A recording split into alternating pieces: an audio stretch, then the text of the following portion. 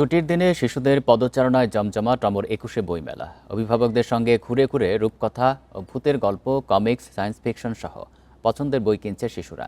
বইমেলার আরও খবর জানাতে সোহরাওয়ার্দী উদ্যান থেকে যোগ দিচ্ছেন সহকর্মী শাহরিয়ার অনির্বাণ।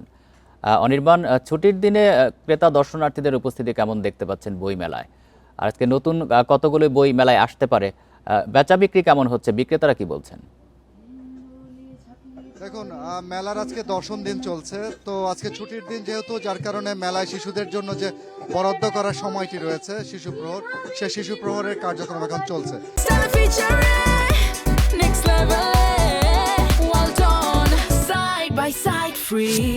আপনাকে যদি এখন দেখে, আপনি নিশ্চয়ই দেখতে পাবেন যে কাকতাড়ুয়া পাপেট থিয়েটার, যেটা সে পাপেট থিয়েটারের আয়োজনেই মূলত এই পাপেট প্রদর্শনী বা ক্রাফটিং এটি হচ্ছে গিয়ে আয়োজন করা হয়েছে। যেহেতু প্রতি বছর শিশু প্রহরে সিসিমপুরের একটা বড় আয়োজন থাকে, তো এবছর সিসিমপুরের আয়োজনটি এবার নেই, তবে এবার কাকতাড়ুয়া পাপেট থিয়েটারের পক্ষ থেকে এই পাপেট শোগুলো হচ্ছে এবং সেখানে কিন্তু নানান রকমের শিশুদের শিক্ষামূলক যে বিষয়গুলো রয়েছে সে বিষয়গুলো এখানে বার্তাগুলো দেয়া হয় এবং গান নাচের মাধ্যমে এই শিক্ষাগুলো দেয়া হয়, যেন শিশুরা মাঠে গিয়ে খেলে এবং খেলার ছলে যেন শিক্ষা গ্রহণটা করে। এই যে প্রক্রিয়াটি, এই প্রক্রিয়াটি মূলত এই বার্তাগুলো দেয়া হয়। তো কাকতাড়ুয়া পাপেট থিয়েটারের এই আয়োজনের পাশাপাশি আমরা দেখেছি যে বায়োস্কোপেরও তারা আয়োজন করেছে। আমরা জানি যে আমাদের চতুর্দিক থেকে বায়োস্কোপ নামের যে আয়োজনটি ছিল সেটি বিলুপ্ত হয়ে গেছে। তো সেটিকে ধরে রাখার জন্য, বাংলার এই পুরনো ঐতিহ্যটাকেই ধরে রাখার জন্য এই আয়োজনটা রাখা হয়েছে।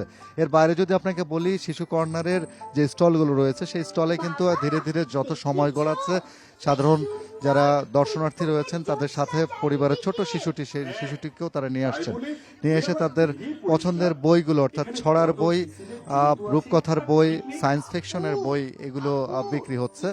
আর এর বাইরে যদি আপনাকে বলি, শুধুমাত্র বই না, বইয়ের পাশাপাশি নানা রকমের শিক্ষা উপকরণ যেগুলো রয়েছে, বিজ্ঞানের উপকরণ যেগুলো রয়েছে সেগুলোও কিন্তু বিক্রি হচ্ছে। এবারের বইমেলা আমি যেটা দেখলাম যে কমিক্স বইয়ের প্রতি বেশ সাধারণ যারা দর্শনার্থী এবং পাঠক যারা রয়েছে তাদের একটা আগ্রহ রয়েছে শিশুদের।